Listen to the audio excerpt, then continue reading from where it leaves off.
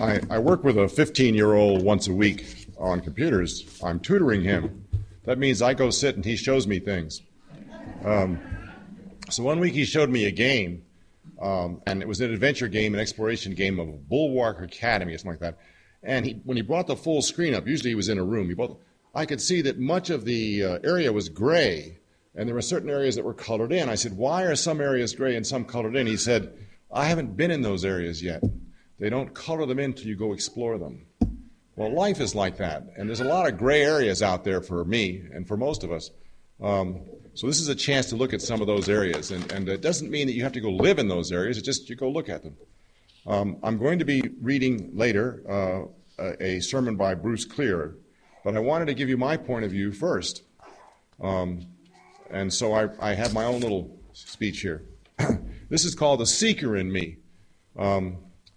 I usually use the word believe to mean something I don't believe in. I don't believe in believing. I distinguish between believing and assuming. When a person assumes something, it's usually their best guess as to what is so. In some cases, it's not even that. It's just a guess they would like to live by for some reason. For example, I'm going to assume that this man I just met and I are going to be good friends. I'll approach our relationship like that and see what happens. It's just a working assumption. It doesn't mean it's my best guess even. It's just, I'll try it. We assume things because we think that living with that point of view may be useful. We remain open to changing the assumption if our experience implies that it would be useful to do so. Beliefs, as I see them, are not assumptions. They are fixed points of view that have somehow become part of how we define ourselves. When a person's beliefs are challenged or threatened, they become defensive or offensive. They will often fight or even die to defend their beliefs. In my view, we have relatively little immediate control over what we believe. We kind of end up believing things. In my view, we don't get to choose what we believe. I think it's often hard to identify our beliefs. They are part of our mental paradigm. They are like a lens through which we experience reality. It's hard to see the lens we are looking through. Though we cannot immediately change our beliefs, we are able to make some choices about them. We can seek to identify them. We can take steps to weaken or maybe remove them. It is my intention to identify those things I believe, using my interpretation of belief, and to change them into assumptions. Some assumptions have a very high probability of being right. For example, I assume if I drop something, it will fall down. I don't want to believe this, but I assume that it's extremely likely. I feel somewhat the same way about faith and hope. Faith, as I understand it, is to continue to believe something is so or will happen, even when experience does not confirm it. I'll be kind. Let's take belief out of the sentence. Faith is to continue to assume something is so or will happen when experience does not confirm it or even seems to contradict it.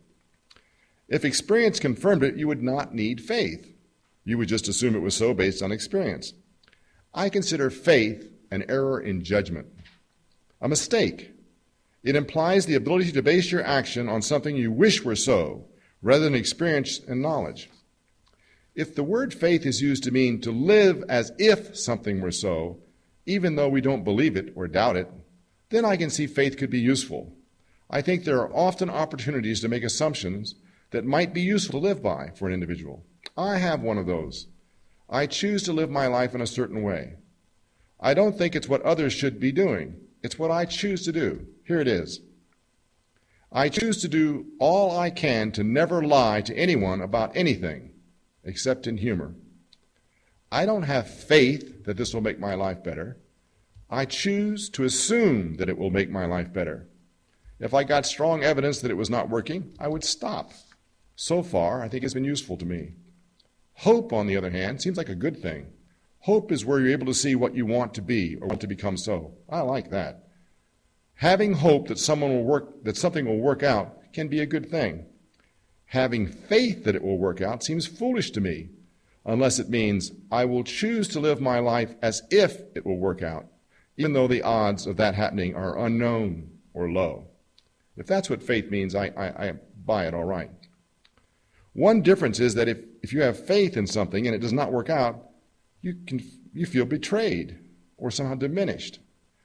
If you choose to live it as if it would work out and it doesn't work out, you just made a bad choice. Unfortunate, but not a betrayal. Okay, so I don't want to believe anything. Given that, how do I relate to the beliefs that seem to be an important part of most major religions? God, hell, heaven, sin, celestial policemen, life after death, etc. First off, I don't want to believe any of that stuff. I also don't want to have faith in any of that stuff. However, I may sometimes choose to live my life as if some traditional beliefs are correct. Operationally, I'm an atheist. Technically, I guess I'm an agnostic. I don't believe there is no omniscient being who is aware of my every act and rewards me for some and punishes me for others. Rather, I think it's extremely unlikely that such a being exists and acts in that way. I choose to live my life based on the assumption that no such being exists. This means for me, there's no one to pray to and hope that they will respond. Prayer can still be good. It's a wonderful focusing exercise. Positing a being who could help can be useful in praying. It helps in focusing on what you want to be so. But I don't believe in such a being. My problem with the word atheist is that it sounds like it's opposed to something. It's a negative-sounding title like the Antichrist or Anti-God. I'm not in active opposition to the believers of my world. I think they are very likely to believe in a pack of lies, but so what? Those beliefs do not seem to make them less able to lead fulfilling lives or to be successful. I only have a problem when those beliefs result in bad things happening to others who don't hold the same beliefs. I have some concerns that the believers of this planet are going to have a major role in destroying it. Just because a religious belief structure is based on a pack of lies does not mean that their morals, values, and goals are all wrong. It just means that some of them could be wrong, but they would be unable to judge them fairly. I have not had a positive-sounding label that I can use that would imply that A, I think most of the belief structure of traditional religions is a pack of lies, and B, I still think there are some wonderfully spiritual aspects of life and consciousness. By spiritual, I mean to imply things like awesome, transcendent, deeply satisfying, bonding to the universe, expanded awareness, and all that stuff. Based on what I'm going to read later to you, it looks like the label humanist is the best I will find for now. So I guess I am a humanist.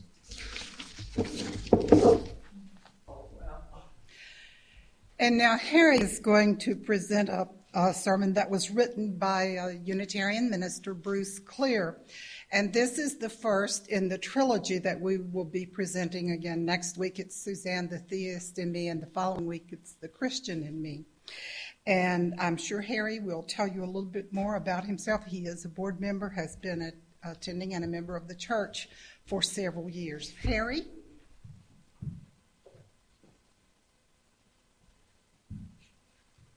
I think I've told you quite enough about myself. I went to the great universal source of truth, Google, and looked up Reverend Bruce Clear. He is the minister at All Souls Unitarian Church in Indianapolis, Indiana. And prior to that, he was in Vancouver, Washington, and another church in Oregon. All Souls went to Unitarian Universalist? Pardon? All Souls went to Unitarian Universalist. I'm sorry, yes. So he's an active minister. He has a picture of him. He looks to be in his mid-40s. Of course, he might be 85 by now and put the picture up, you know. And I did find one quote by him that I thought, so it might give us a little perspective of what's coming up. While he was in Oregon, he said to his congregation, made note that he often stated 4 religious needs: ethical dimensions, moral issues, the need to discern right from wrong, the need to find the strength to face life's tragedies and joy to celebrate life's triumphs. He said, ours is an inner-directed faith that encourages greater joy and freedom from fear. The need for identity. Who am I? In order to answer this question, we must know our human spiritual history, our heritage. The need to search for truth. What is reliable in this life and what is not? Reason and science help us, but one finds truth when one finds meaning in life. So this is The Humanist in Me by Reverend Bruce Clear.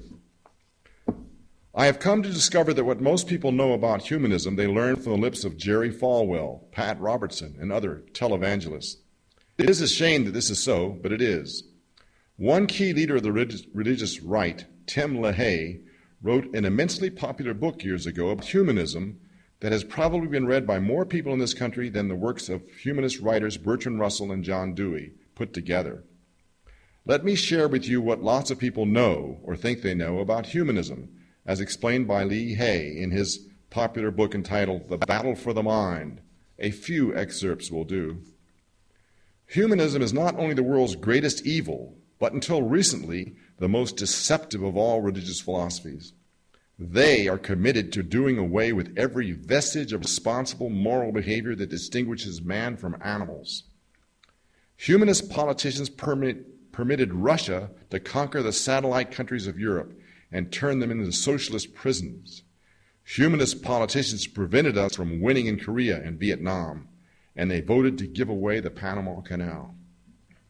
No humanist is qualified to hold any governmental office in America, United States senator, congressman, cabinet member, State Department employee, or any other position that requires him to think in the best interests of America. Humanists work untiringly to keep parents from injecting any moral ideals into their children. Believe it or not, their goal is a worldwide generation of young people with completely amoral or animal mentality. The incidence of rape has doubled in the last decade. An incredible increase in promiscuity, premarital sex, trial marriages, STDs, abortions, and so forth has soiled our social fabric. These immoral expressions of immorality can be laid right at the door of the atheistic, amoral humanism that permeates our country. I'd like to inject a quote I heard recently that said, "They call me a drunkard and a bum, but what care I for praise?" That seems to fit this description here. The book continues in this vein, on and on, with invective against humanism. Since I think you probably get the idea, mercifully, I'll end the quotes here. I had thought before reading this book that humanism was a small, esoteric group of deep thinkers with high ideals, but certainly not very powerful. Apparently, humanists have been busier than I had imagined.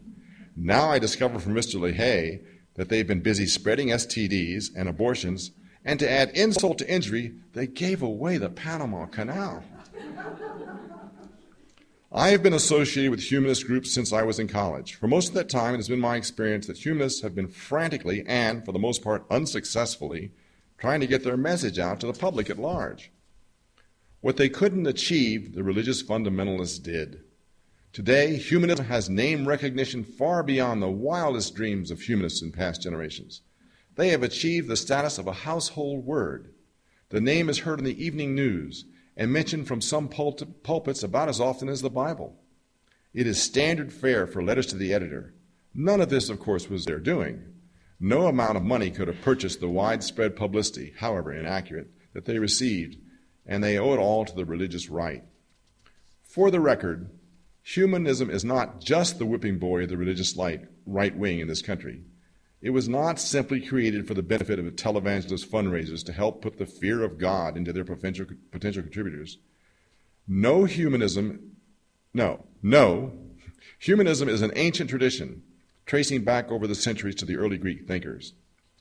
Those Greek thinkers, people like Socrates and Aristotle, identified human reason as far more powerful and effective than superstition, and urged civilization away from reliance on magical and supernatural understandings of life. In 1933, Harvard Church historian J.A.C.F. Auer offered the following definition of humanism in his book. Humanism states its case. In his book, Humanism States Its Case. Humanism is a system of thought which assigns predominant interest to human affairs, as compared with the supernatural or the abstract, and which believes that human beings are capable of controlling their affairs. By the way, I think it's interesting that the Reverend's name is Clear. I wonder if he was born with that name. Like most of us, I first encountered the word humanism when studying the Renaissance period of history, when the great writers, artists, and scientists of our civilization turned their attention away from the heavens and discovered human beings in a new light. The scientific explorations of the Enlightenment added to the momentum of humanism by offering the scientific method as a new standard for evaluating truth, as a new measure for testing human knowledge. My own understanding of contemporary humanism came in high school by reading the writings of Bertrand Russell.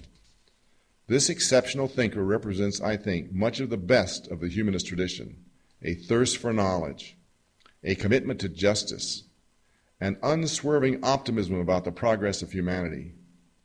His one-page summary of his life, which introduced a 700-page autobiography, captures for me the spirit of humanism as it can be lived in real life. For those who think humanism has to be painless, I recommend the opening sentence. 3 passions, simple but overwhelmingly strong, have governed my life: the longing for love, the search for knowledge, and unbearable pity for the suffering of humanity. As a teenager, when I encountered the humanist philosophy exhibited through the writings of Russell and later John Dewey, this fresh approach appealed to me deeply. Some might say that I was corrupted through my reading of the humanist writings in general, and Bertrand Russell in particular. It feels far closer to the truth for me to say I was liberated by them. Humanism is not a particularly complicated idea. It is not a set of beliefs so much as it is a set of commitments.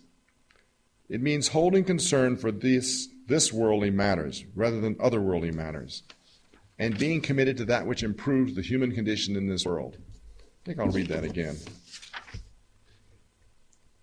It's not a complicated idea.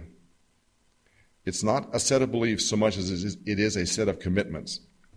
It means holding concern for this worldly matters rather than otherworldly matters, and being committed to that which improves the human condition in this world. Today I find my link to the humanist view reinforced most strongly whenever I am asked to lead a memorial service for someone who has died. It is at these times that I understand most clearly that the life we live here and now is what counts most profoundly, and that our speculations about the otherworld issues have little more significance than that: speculations.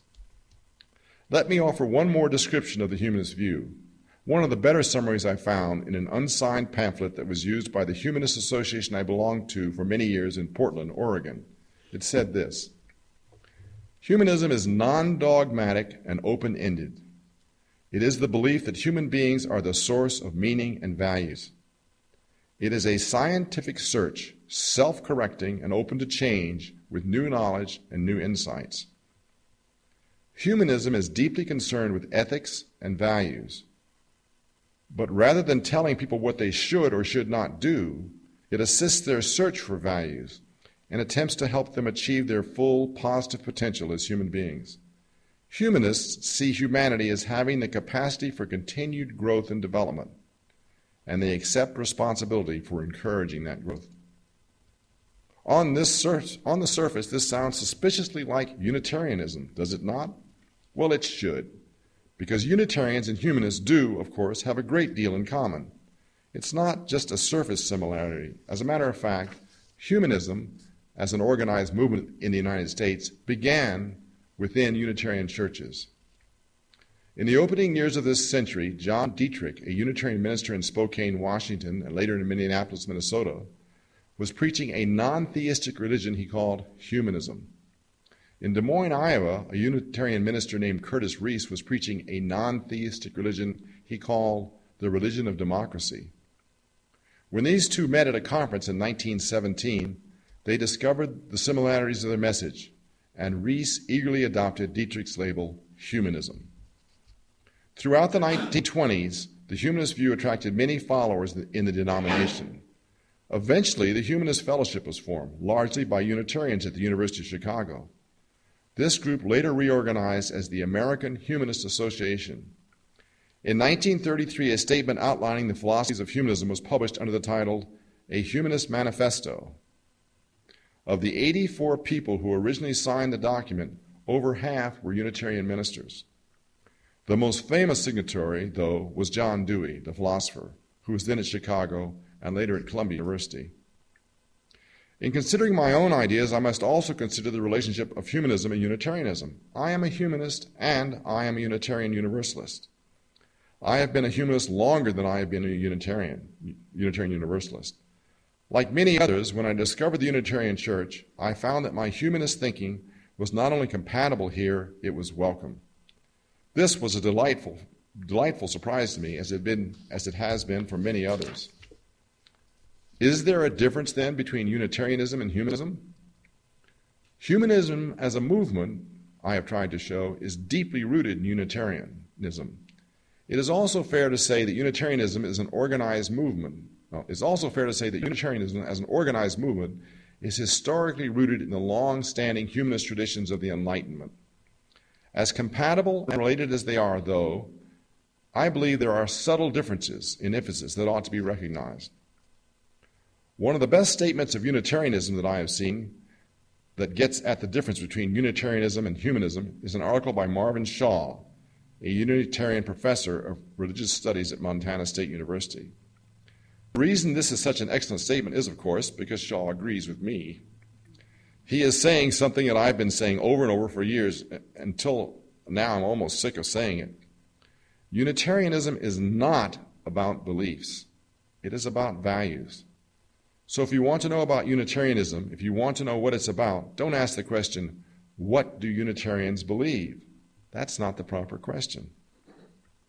I like that. Here is what Shaw says. The basis of unity in Unitarian Universalist churches and fellowships is not shared beliefs, but a common quest and the affirmation of the values necessary to its furtherance. Our liberal religious societies are not based on agreement as to belief, but on agreement as to method. We agree in affirming the value of a free and wide-ranging inquiry into religious belief, and we vow to establish an atmosphere in which the religious quest is nurtured and encouraged. This is about as good a summary of Unitarian approach as I have seen.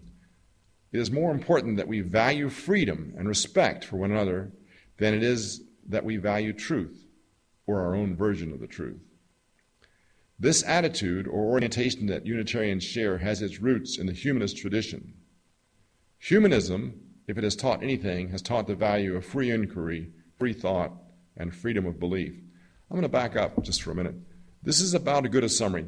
It is more important that we value freedom and respect for one another than it is that we value truth or our own version of truth. I disagree. The truth is what we need to know to make the planet survive. And respect and appreciation for those who are doing things that may destroy this world, I don't value that higher than the truth that relates to survival of the human race. So I just one little passing comment. But I get the idea. But I see a subtle difference in emphasis on this between the Unitarian approach and the humanist approach. It is common for Unitarians to summarize their values into these three words: freedom, reason, tolerance. These are all words inherited from the humanist tradition: freedom, reason, and tolerance. The subtle difference in emphasis I see, though, is that in Unitarianism, the value of freedom takes precedence, and in humanism, the value of reason takes precedence. So Unitarians value freedom more than the humanists, and humanists value reason more than the Unitarians. So humanist reasons, Unitarians freedom. This does not mean at all that Unitarians reject reason or that humanists reject freedom. Rather, as I say it, it is merely and subtly a difference of emphasis. Both approaches are highly compatible. I have a hard time really holding that. One is reason, one is freedom. But that's his difference. As a result, my experience of humanism, as it has evolved in the United States, is that it is less inclined than Unitarianism to incorporate a wide diversity of beliefs within its boundaries. But humanism does not incorporate as wide a diversity of beliefs as Unitarianism does. And my experience of Unitarianism, as it has evolved, is that it is less inclined than humanism to require rational tests of acceptable beliefs within its boundaries. The risk involved for Unitarianism is that it seems to attract some flaky ideas in people. Isn't it wonderful? The risk involved for humanism is that it inhibits creative and imaginative ideas and people because they haven't passed the litmus test of rationalism. Let me give you an example. I would like to introduce to you 3 Unitarian friends of mine. I will call them Tom, Dick, and Harry. Tom, Dick, and Harry represent somewhat extreme examples, but they do, I think, illustrate the point. I think of Tom as kind of strange. I'm sure he thinks of me the same way. His ideas take him further afield of reality than I would ever dream of going. He loves to play with exotic fortune-telling gizmo like the I Ching and runes. These are not just games to him. They are life-enriching activities. He doesn't really think they foretell the future or give sage advice, but he does find them intriguing enough to use in better understanding his life. That was Tom. Tom has been into just about every psychological fashion that comes along. He's taken his turn at pyramids and crystals. He knows about auras and daemons, and of course he is a strict vegetarian. Tom will share his explorations with me if I ask, but he doesn't insist that I try them too. Tom is also into Eastern religions. If you visit his house, you'll find a little Buddha stuck on top of the bookshelf. Tom spends a lot of time meditating in front of that Buddha. Now let me tell you about Dick. Dick is a Unitarian Christian. He reminds me continually that all early Unitarians were Christians, and he is true to that tradition. Dick is, of course, a liberal Christian. He does not believe that Jesus was God or anything like that. He does not believe in such notions as the resurrection. But he does believe, and he will tell you about it if you ask, that Jesus' teachings about how to live, about loving your neighbor, about serving the least of these teachings are the wisest teachings of any religion. In this sense, Dick is a follower of Jesus, a Christian. He looks to the teachings of Jesus as his ethical guide and the model of Jesus' life as his spiritual guide. He does not believe the Bible to be literally true. To him, it is a historical document like any other. But he does find in the Bible inspiration and insight into life's tough questions. Dick is a member of the UU Christian Fellowship, an organization of Christian Unitarians that promote Bible study and other Christian activities. When the UU Christians gather together, they share in a Christian communion service. And then, of course, there's Harry. Harry subscribes to what he calls eco-spirituality. When I'm in the mood to kid Harry, I call him a tree hugger. Harry looks to nature for the source of his spiritual sustenance. One of the definitions of humanism that I read earlier said that it is the belief that human beings are the source of meaning and values. Harry would say that is too limited. He does not distinguish humanity as separate from nature, so he would say that nature itself is the source of meaning and values. Little plug for the pagan group with their upcoming topic of the world is alive. Harry is a pantheist. He does not believe in God separate from the world, but he believes that God permeates the world and all of nature. All of existence is sacred and worthy of respect and reverence. A tree, a flower, a chipmunk, all are expressions of the divine, or so says Harry. And that sounds like the deist Bob was describing to me last week a little bit, some of the overlap there, that it's all right here. There's nobody out there. It's given to us. Albert Schweitzer likes to refer to his philosophy as reverence for life. Harry extends his reverence beyond the human realm, beyond the realm of living organisms, to a reverence for the entire system of nature. Harry celebrates the turning of the seasons and the phases of the moon, the solstices and equinoxes, as part of his religious rituals. Harry considered joining the group called Covenant of UU Pagans, but the word pagan disturbed him, even if his ideas were similar to theirs. I have met people who have similar reactions to the word pagan. Tell the story of Tom, Dick, and Harry, all Unitarian. I tell the story to illustrate the subtle differences I see between Unitarianism and humanism. Neither Tom, Dick, nor Harry are typical Unitarians, but they fall easily within the Unitarian boundaries because they share the same values, though not the same beliefs of other Unitarians. None of them believes that their way is the right way, nor do they think that others must believe as they believe. All of them respect reason, and though their beliefs are not rationalistic, that is, they don't hold their beliefs to have been proven by scientific method, neither do they think they are irrational, and their beliefs have been proven false. Freedom, reason, and tolerance. In Unitarianism, the primary value is freedom, and therefore Tom, Dick, and Harry fall within the boundaries of Unitarianism, just as most humanism does as well. Freedom is primary, reason is secondary. So Tom, Dick, and Harry fit well in Unitarianism, and they're free to do what they want. Freedom is primary, reason is secondary. But for humanism, as I have explained the movement, the primary emphasis is given to reason over freedom. And generally, Tom, the meditating Buddhist, Dick, the liberal Christian, and Harry, the eco-pantheist, would fall outside the boundaries of humanism. Let me distinguish in a different way between the priority of beliefs on one hand and priority of values on the other. I myself am a humanist because in my own beliefs, for my own religious journey, reason takes priority. I am a Unitarian because in a broader context than my own, the value of freedom takes priority for me. I must confess that my life is enriched by my association with Tom, Dick, and Harry. I do not, nor do I think I ever could, subscribe to their religious beliefs. The humanist in me holds reason too highly to accept their worldviews. But my own journey in life is enhanced by knowing them and discussing issues with them and even arguing with them. The Unitarian in me prizes freedom too highly to exclude them from my religious circle. The humanism I have described today is not all of me. There is more to me than just that. This sermon is the first installment in a series. Next week, we will hear about the theist in me, and the following week, the Christian in me.